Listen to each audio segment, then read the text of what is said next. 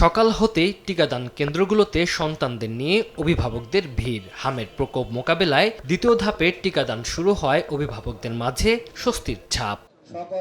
প্রাদুর্ভাব কমাতে Mymensingh city corporation এলাকায় শুরু হয়েছে জরুরি হাম রুবেলার টিকাদান ক্যাম্পেইন। নগর ভবন থেকে ৩৩টি ওয়ার্ডে একযোগে ক্যাম্পেইনের উদ্বোধন করেন সিটি কর্পোরেশনের প্রশাসক। ৭০ কেন্দ্রে প্রায় ৬০,০০০ শিশুকে টিকাদানের আওতায় আনার লক্ষ্যে শুরু হয়েছে কর্মসূচি। হাম যে মহামারী শুরু হয়েছে এটা দেখে তো আমাদের আসলে ভয় লাগতেছে।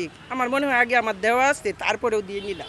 আগে তো অন্যগুলো টিকা দিছি, তারপরও টেনশন ছিল, নতুন হাম রোগ আসছে, এর জন্য টিকা দিতে আসছিলাম। এসে টিকাটা দিয়ে যাক, যেন আর হাম রুবেলা না হয়। আমরা আশা করি যে এ থেকে আমাদের শিশুরা নিরাপদ থাকবে, ভবিষ্যতে বাংলাদেশে হাম রুবেলার প্রাদুর্ভাব কম দেখা দিবে। হবিগঞ্জে আশঙ্কাজনক হারে বাড়ছে হাম উপসর্গ নিয়ে রোগীর সংখ্যা। নতুন করে হাসপাতালে ভর্তি 11 শিশু। টিকাদান কর্মসূচি জোরদারের পাশাপাশি আক্রান্ত এলাকায় বাড়ানো হয়েছে নজরদারি। ৩-৪ দিন ধরে জ্বরের বিরুদ্ধে আমরা আইসি হাসপাতাল ভর্তি হয়েছি, পরে ডাক্তারে বলছে হাম হয়েছে, এখন আমের চিকিৎসা চলতেছে। আজকে নিয়ে 2 দিন ভর্তি হয়েছে, মোটামুটি ভালোই চিকিৎসা নিতেছি। আইসোলেশন সময়টা সংক্রামক ব্যাধি ছড়ানোর সময়টুকু আমরা কোয়ারেন্টাইন করছি।